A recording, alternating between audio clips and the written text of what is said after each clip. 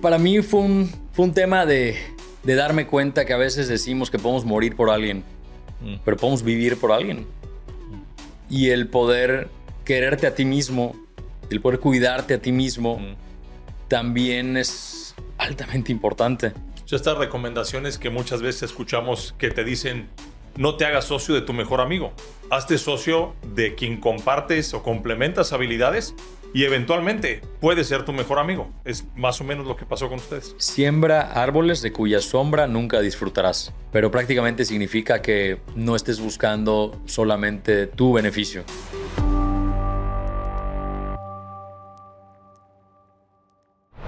Hola, bienvenidos a un nuevo episodio de Creo, conversando y reflexionando con EO. Hoy tengo un gran invitado, alguien con quien, como anécdota, conversamos en un avión hacia Hawái, estando los dos pasillo a pasillo, donde seguramente hubo varios de los pasajeros que volaban con nosotros que decían: ¿a qué hora se van a callar estos cuates? O aprendieron mucho de nuestra conversación. Feliz de estar aquí con una persona de quien he aprendido mucho, un gran arquitecto, alguien que podría hablarnos de muchos de los premios que ha ganado su despacho en conjunto con su equipo. Sin embargo, viene más bien a hablarnos de lo que ha tenido que derrumbar y de lo que ha tenido que deconstruir para llegar a donde hoy está.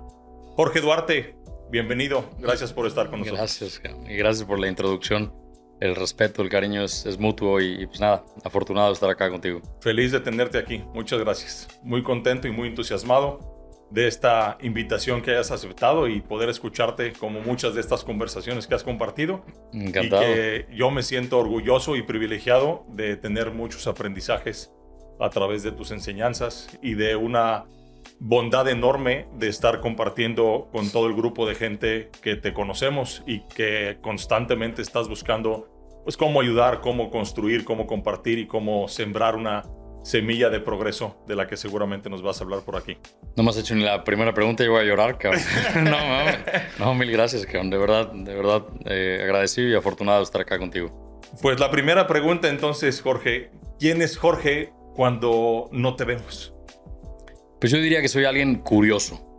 Creo que así me definiría. Soy alguien a quien le gusta aprender, a quien le gusta desaprender y reaprender prácticamente de todo. O sea, justo este fin de semana estaba literal con mi mejor amigo ChatGPT, entendiendo mucho de la venida de los españoles y de muchas cosas que aprendí, que reaprendí, que no tenía ni idea, ¿no? ¿Tú sabías que, por ejemplo, Cristóbal Colón se murió sin saber que América se llamó América? O sea, yo creí que Américo Vespucio venía con Colón y ni madres. O sea, fue muchos años después que se definió el nombre, ¿no? Y bueno, eso creo que resume mi personalidad. Soy una persona que ama andar en la vida creyendo que todavía puede aprender más. Hay una filosofía que se llama Shoshin de los japoneses, que es ser un alumno permanente. Y creo que eso me define muy bien. Shoshin. Ok. O sea, estar aprendiendo constantemente. Sí, y tener actitud de alumno. Ok. Siempre estar como abierto a absorber y a cuestionarte todo lo que crees que sabes. Por ejemplo, 10 años tiene Arkham. Tiene Sí. el despacho de arquitectura. Poco más, sí. Poco más. De quien tienes un socio y comparten esta aventura o este camino. Sí. En estos 10 años, hablando de esta curiosidad, ¿cuál es la evolución que has tenido, que te ha sorprendido, los aprendizajes? Ok. Y yo creo que la primera sorpresa es que de repente encuentras pasión en algo ajeno a lo que crees que te apasiona. Yo antes de elegir la carrera de arquitectura, yo era músico. Yo juraba que iba a ser músico y hasta el día de hoy me encanta la música, los festivales, etc. Y yo veía la arquitectura como una especie de escape o como un resultado de haber fallado y no haberme convertido en músico. Sin embargo, años después, ya súper metido en Arkham, me doy cuenta que lo que me apasionaba de la música no era necesariamente la música per se, sino lo que yo hacía sentir a las otras personas, lo que me hacía sentir a mí, el poder pararme en un escenario, el poder compartir algo que estoy haciendo. Y al final del día lo mismo hago en arquitectura. O sea, más allá del diseño de nuestros proyectos, me ha tocado pararme en escenarios, de compartir, de tratar de ayudar a estudiantes, etc. Y creo que ahí he encontrado mi propósito y la verdad es que sin ánimo de desprestigiar la arquitectura, la he encontrado más como un pretexto a hacer lo que en realidad hago, que es ayudar a quien confía en mí a acercarse a la plenitud a través de mi trabajo. Recién subiste un video, ahorita que te escuchaba, en donde decías algo así como: si el proyecto que elaboramos para ti no es lo que esperabas, fallamos, ¿no? No supimos escucharte. Algo así más o menos decías. Sí, o sea, siempre predico que si bien la arquitectura es un arte, no puede ser un arte egoísta. Y no es que el resto de las artes sean egoístas, pero si yo te hago una canción y no te gusta, la cambias. Te pinto un cuadro y no te gusta, lo tiras o lo volteas. Pero si te hacemos tu casa, tu edificio, tu restaurante o tu oficina y no cumplió las expectativas que tú tenías cuando llegaste a nosotros, algo hicimos mal. Entonces no podemos dejar a un lado el hecho de que los arquitectos somos servidores y que no creamos, co-creamos. Debemos de dejar que el ADN de la persona que confió en nosotros se impregne en nuestros proyectos, porque al final del día nosotros no los vamos a habitar, los va a habitar quien está confiando en ti, o al final del día quien vivirá el espacio de quien confió en ti. O sea, llámese un desarrollador, un tercero, va. Hablabas hace un momento cuando estabas eligiendo la carrera de arquitectura y en este camino que decías, fallé, ¿no? En el camino, sí. Fallé en la elección. Y muchas veces te he escuchado compartir respecto de tu concepción del fracaso, lo que significa el fracaso para ti. Y en esta conexión de lo que acabas de comentar, fallé, ¿qué quiere decir para ti fallé o el fracaso? Como comentaba, yo juraba que iba a ser músico, ¿no? Y por situaciones de la vida que te he platicado allá en ese avión yendo a Hawái, tuve que dejarla, ¿no? Y sinceramente empecé una parte bien turbia de mi vida donde tenía 4 trabajos de cosas que no me llenaban de ninguna manera, donde el dinero era el motor de todo lo que hacía para pagar un crédito hipotecario que ni siquiera me correspondía directamente, agarrando un rol que no me correspondía, etc., ¿no? Y sentía que yo le había fallado a ese niño que desde los 16 años se había puesto el propósito de incursionar en la música y en efecto ser famoso y etc., ¿no? Pero poco a poco me fui dando cuenta que el fracaso es parte del éxito. No es que me considere yo exitoso, sin embargo, probablemente tuve que haber pasado por esos bajones, por decirlo de alguna manera, para poder ser quien soy hoy y construir a la persona que soy hoy, resiliencia, ganas de intentarlo de nuevo, etc., ¿no? Me acuerdo muy bien cuando iba a decidir qué estudiar. Yo hice como 3, 4 exámenes psicométricos para ver para qué soy bueno, ¿no? Arquitectura era como la constante, ¿no? Pero me acuerdo perfecto que llegué a la Marista ese día e iba a llenar mi papelito para decir que quiero ser arquitecto. Y en mi cabeza habían 3 carreras: arquitectura, psicología y mercadotecnia. Eran las 3. Mi proceso de pensamiento en ese momento fue: a ver, si estudio psicología, voy a ser psicólogo. Si estudio merca, voy a ser mercadólogo. Pero si soy arquitecto, puedo ser las 3. Órale. Entonces hoy por hoy es lo que hago. Yo diseñaba al inicio de Arkham definitivamente, pero hace como 8 años, 7 capaz, dejo de diseñar, dejo que mi socio brille, y ahora te platico un poco por qué. Y sí, definitivamente la merca y la psicología han jugado un papel súper importante en mi rol como codirector general de Arkham. Respecto al brillo de Benjamín, creo firmemente que el área de oportunidad de las personas está en ser mejores en lo que ya son buenos y no en ser mejores en algo que no eres tan bueno. Benjamín, tu socio. Benjamín, mi socio. No sirve de nada poner a Cristiano Ronaldo a jugar tenis o a Federer a jugar fútbol. Si ya vimos que Cristiano es bueno jugando fútbol, dejémoslo ahí. Y yo recuerdo que a Benjamín desde hace muchos años se le facilita mucho el papel en blanco, la hoja en blanco. Puede sacar el esquema de una casa en 10 minutos, a mí me toma 10 horas. Y sí tuve que dejar ir al ego y decir, a ver, si este personaje es mucho mejor que yo en esto y yo soy mejor que él en esto, pues vamos a definir los roles. Y temprano en nuestra historia tuvimos esta conversación incómoda, donde yo decido hacerme un lado del diseño, él decide hacerse un lado de las ventas y de las relaciones, y cada quien empieza a brillar en su área. ¿Benjamín y tú eran amigos antes de Arkham? No. Benjamín, cabe recalcar, es una persona que admiro y quiero mucho. Pero Benjamín iba a la escuela con su anaconda. Tenía una anaconda, una boa, que se llamaba Boatriz. Y iba a la escuela con su Boatriz colgada en el cuello, el pelo hasta la media espalda. Y bueno, era un poquito raro. Yo estaba pues como en otras ondas, ¿no? Yo estaba más enfocado en ser el popular y así. Cosas que me doy cuenta hoy que no valían mucho. Pero bueno, no éramos amigos. Nosotros empezamos a interactuar en noveno semestre, que es cuando juntan los dos salones. Y afortunadamente, yo en mi tema, eran 4 temas. Yo en mi tema, en el suyo, fuimos los dos que brillamos en nuestros diversos grupitos. Y mientras todos estaban ahí rompiéndose la madre, afortunadamente él y yo teníamos tiempo para platicar, etc., ¿no? Curiosamente, mi primera oficina con mi socio anterior, nosotros nos dedicamos más a la construcción. Yo me dediqué al diseño, apenas me asocié con Benjamín. Por muchos años me dediqué a la construcción de obra pública, de obra privada, diferentes cosas. La casa que rentábamos como oficina estaba justo enfrente de casa de sus papás. Entonces, ahí es cuando nos empezamos a hacer verdaderos amigos. O sea, porque él iba a desayunar con nosotros, etcétera, etcétera, etcétera. O sea, estas recomendaciones que muchas veces escuchamos que te dicen, no te hagas socio de tu mejor amigo. Hazte socio de quien compartes o complementas habilidades y eventualmente puede ser tu mejor amigo. Es más o menos lo que pasó con ustedes. 100%. A mí me tocó leer un libro que se llama Rocket Fuel, justo en esa época. Rocket Fuel te habla de esta gasolina para cohetes, en donde te habla de 2 roles principales en toda sociedad, el integrador y el visionario. Y en ese momento, pues los dos éramos visionarios y los dos integradores.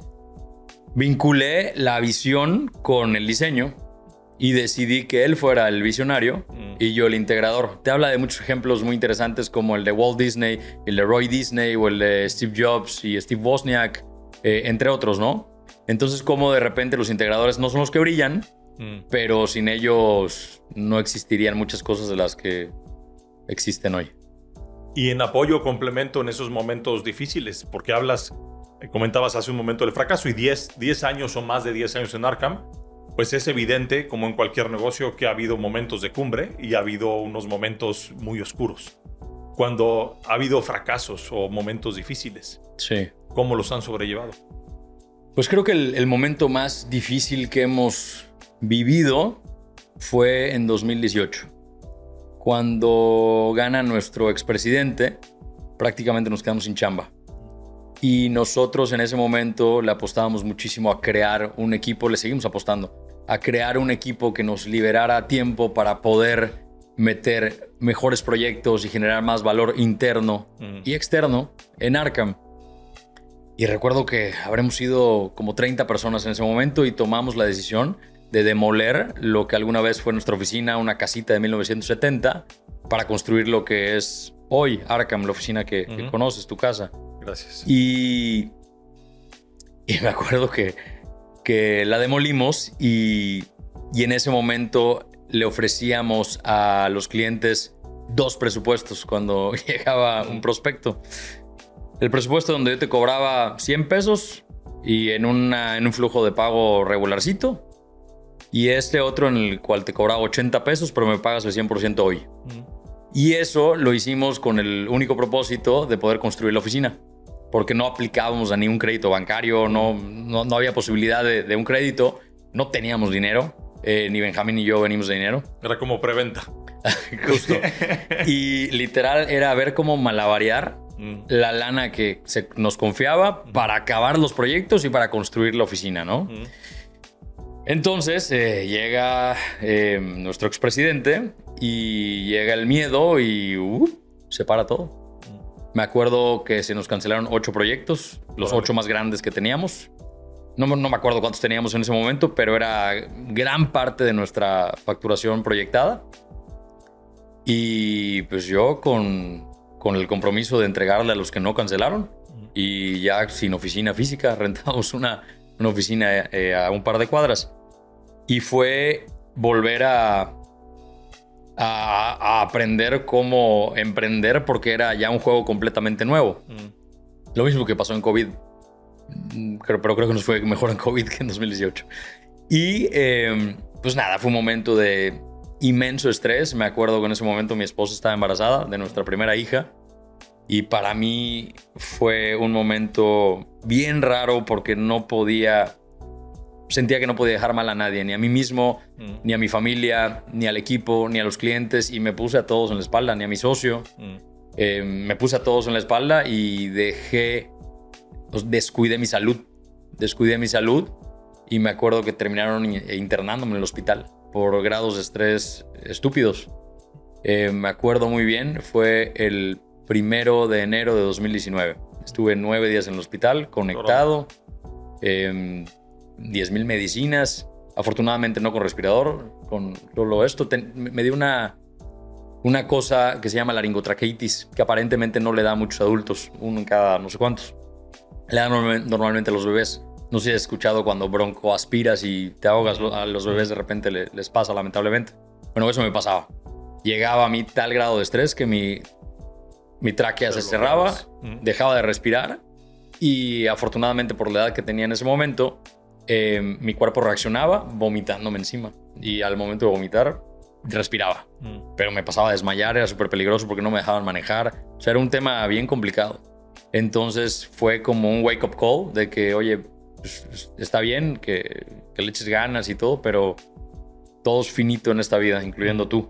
Entonces aprendí mucho de eso. Y ahorita viendo tu camisa, hablando de la vulnerabilidad, me acuerdo mucho que por primera vez empecé a darme cuenta de mi propia mortalidad. O sea, como que nunca piensas, me voy a morir. Nunca lo piensas, creo que hasta que eres papá.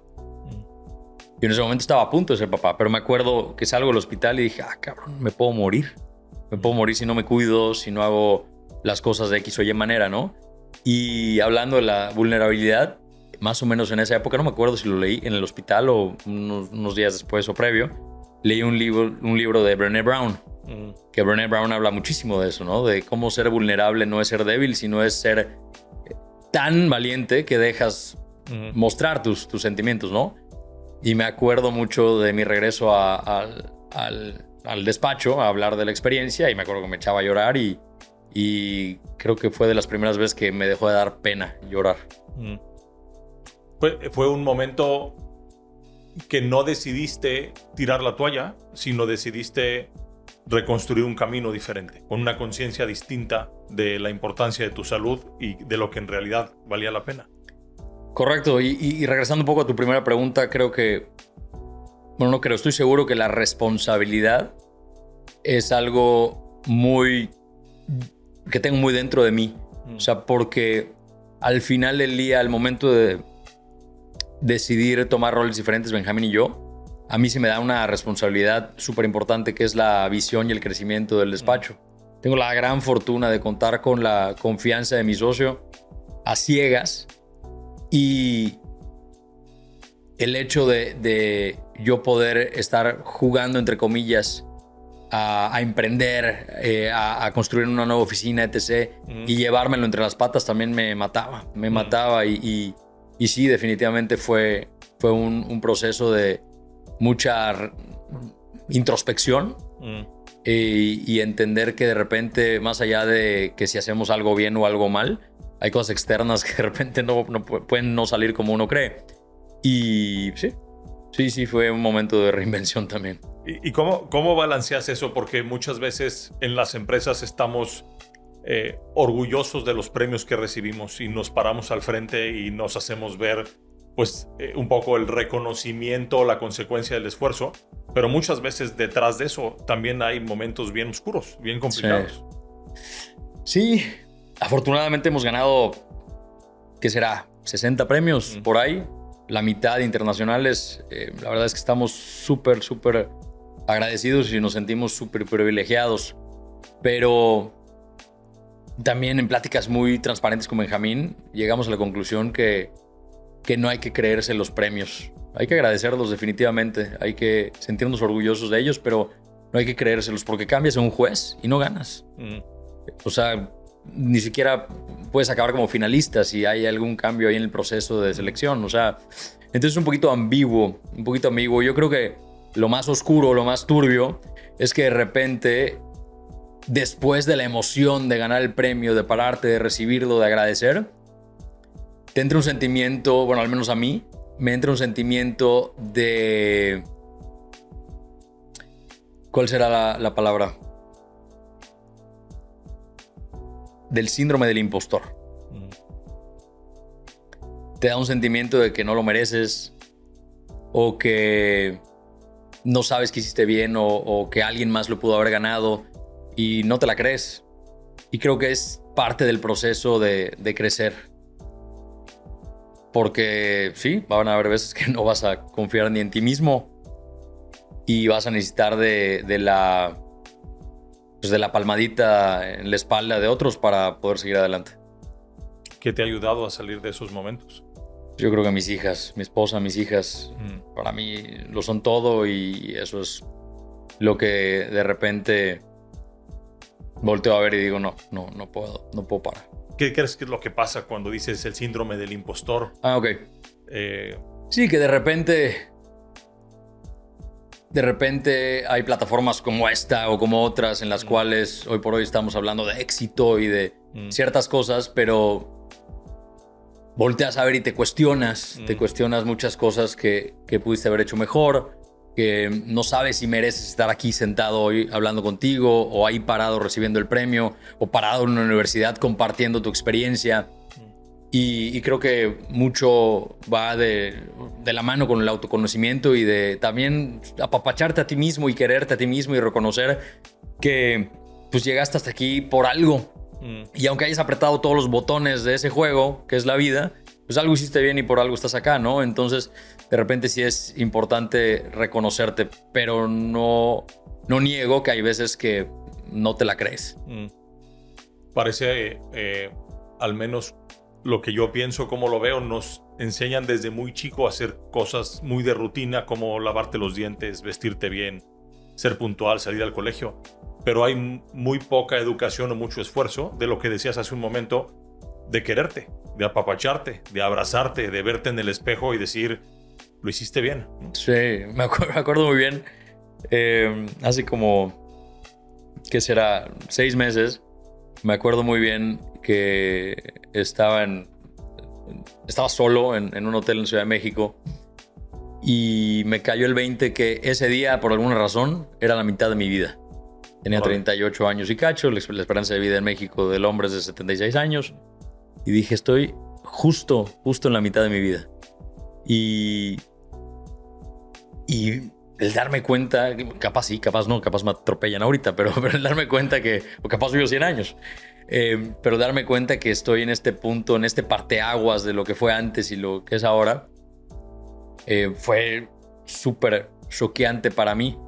Y creo que fue hace más de 6 meses. A lo que quiero llegar es que también empecé con cambios personales de hábitos, que si el gimnasio, que si la alimentación, etc. Porque genuinamente quiero vivirle lo más que yo pueda a mi familia. Y no quiero depender de nadie. O sea, no quiero que nadie me esté limpiando a los 75 años. O sea, quiero llegar bien y me puse el propósito de conocer aunque sea mi primer bisnieto. Entonces, para que eso pase falta un ratito. Entonces tengo que... Sí, conocerlo y reconocerlo y abrazarlo y cargarlo. Sí. Sí. Fue distinto cuando hablas de este momento en el hospital de 8 o 10 días y que reconoces el valor de la vida, y hablas hace 6 meses de este hito en donde tal vez reconoces que estás a la mitad de la vida.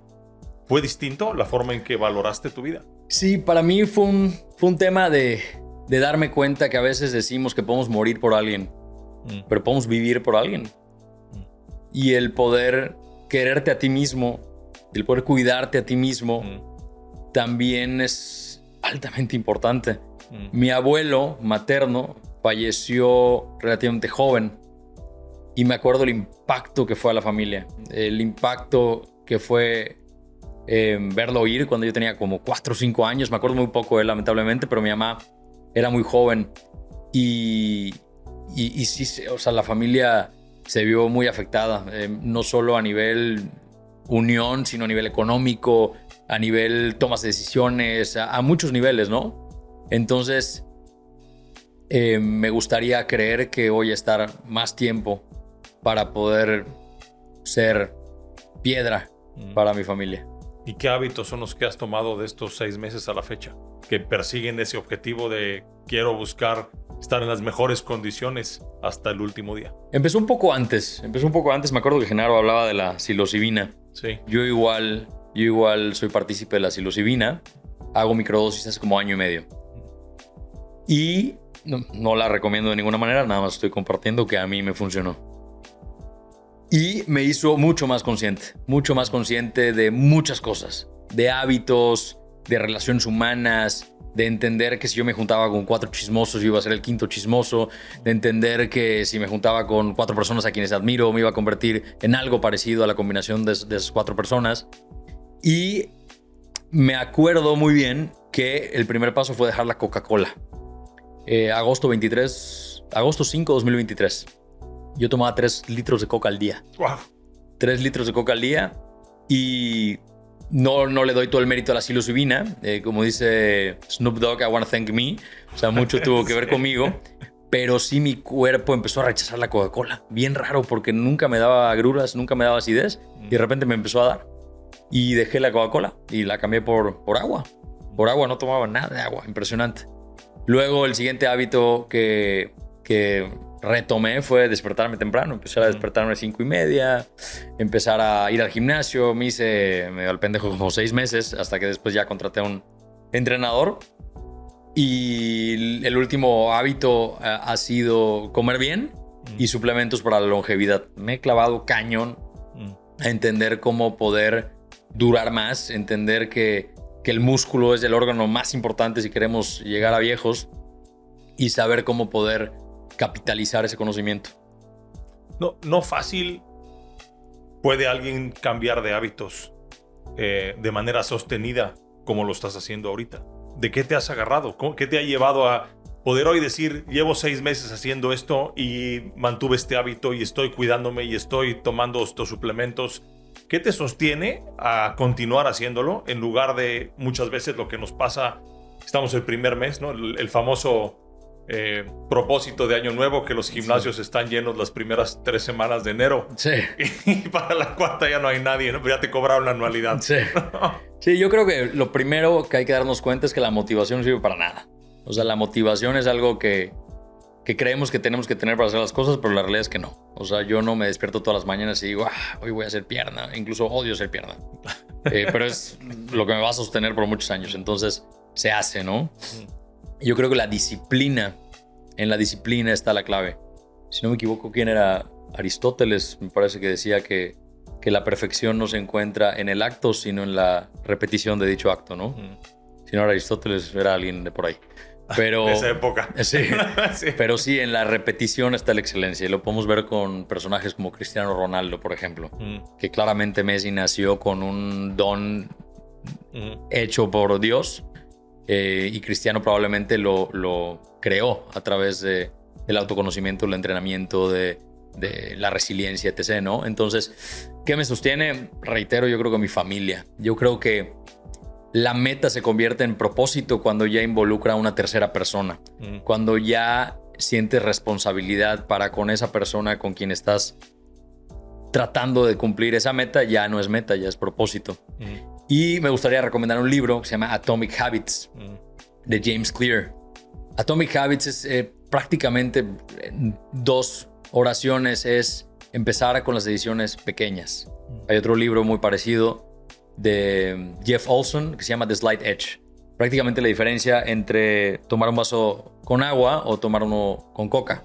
Pero en 2 años, ¿qué onda? ¿Cuánto te habrás tomado de coca, no? O la diferencia entre despertarte a las 7 de la mañana y despertarte a las 6 de la mañana. Vas a tener 365 horas adicionales al año, ¿no? Para hacer lo que quieras. Entonces, en esos hábitos atómicos yo creo que hay mucho de la diferencia. Pero lo encadenaste más con el propósito, con la meta, con tu objetivo. Porque tienes razón y muchas veces escuchamos cuando dicen busca qué te motiva. Pero hay veces que te levantas con una hueva del tamaño del mundo y no necesariamente es la motivación la que te hace moverte, ¿no?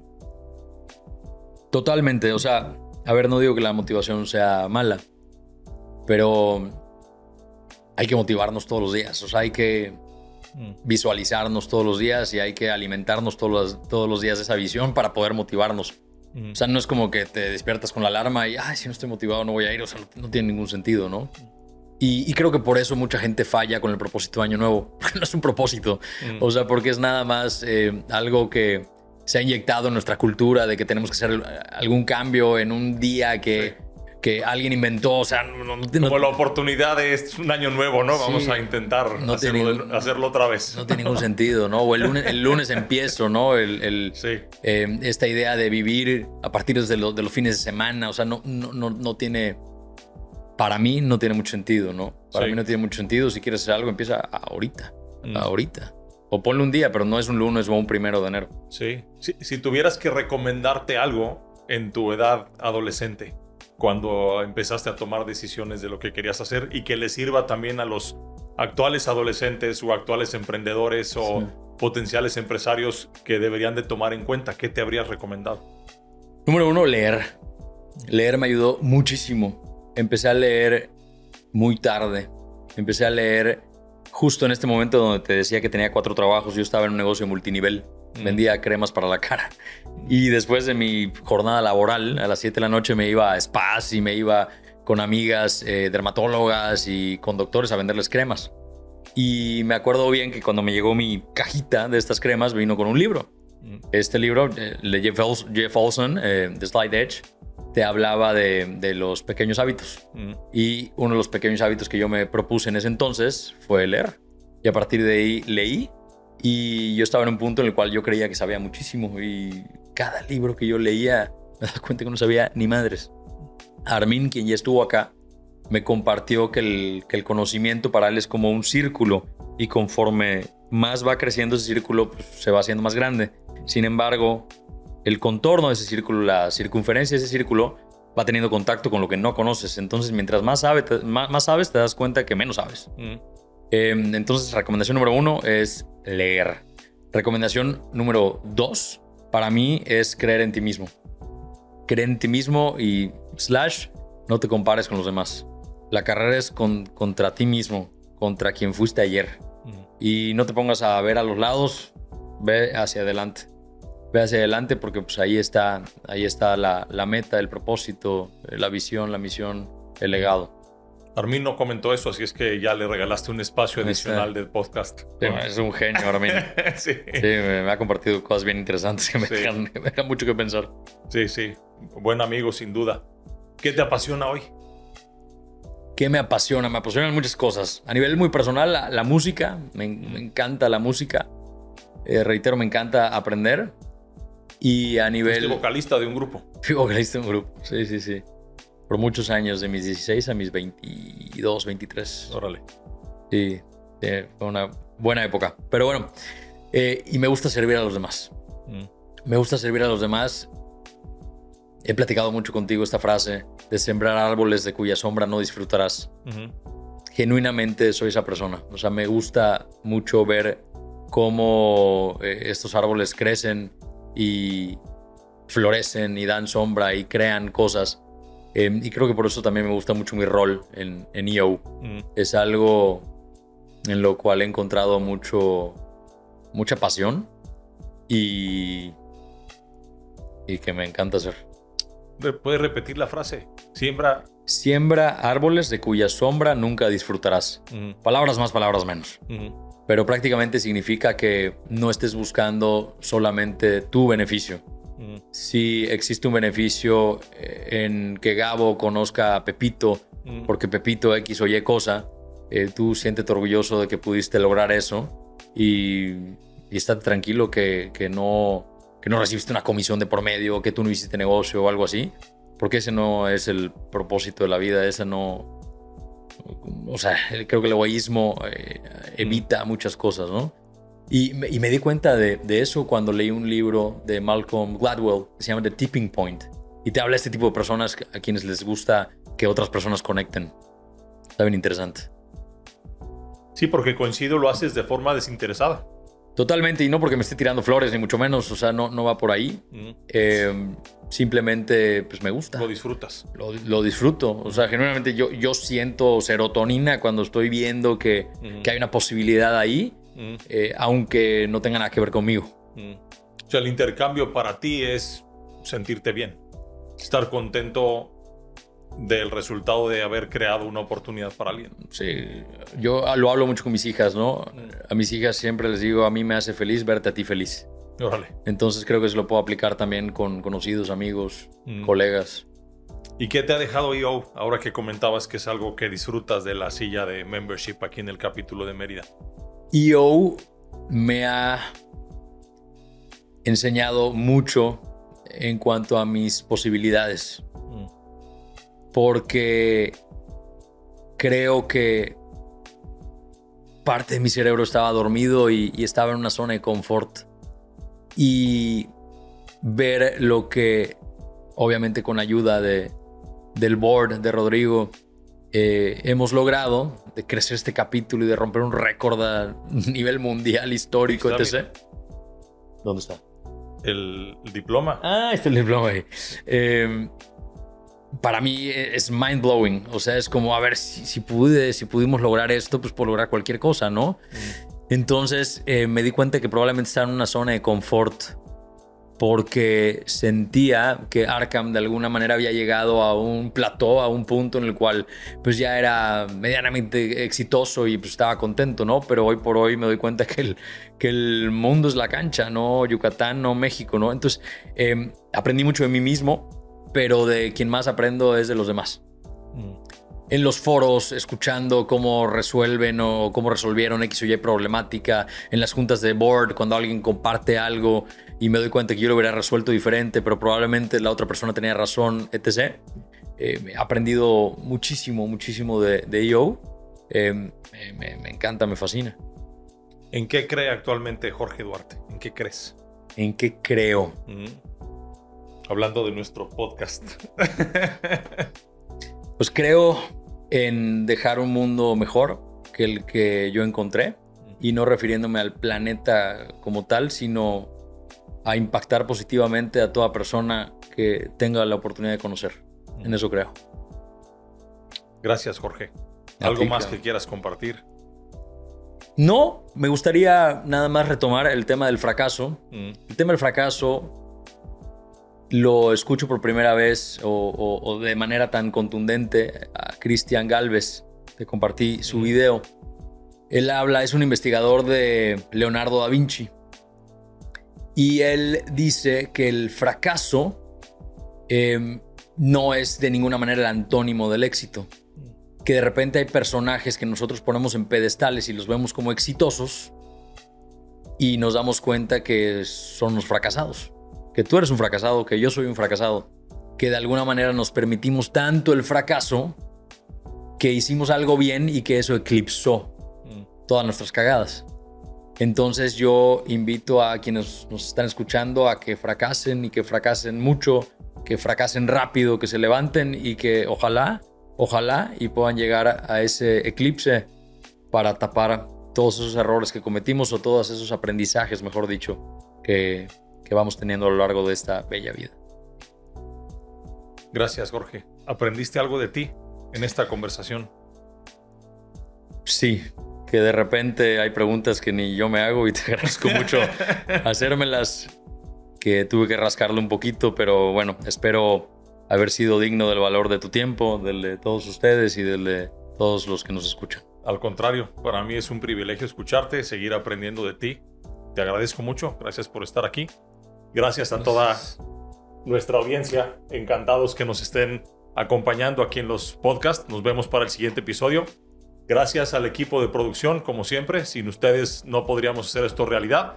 Les recuerdo las redes sociales, búsquenos en Instagram, eo_Mérida, y próximamente con los siguientes capítulos. Muchas gracias y nos vemos.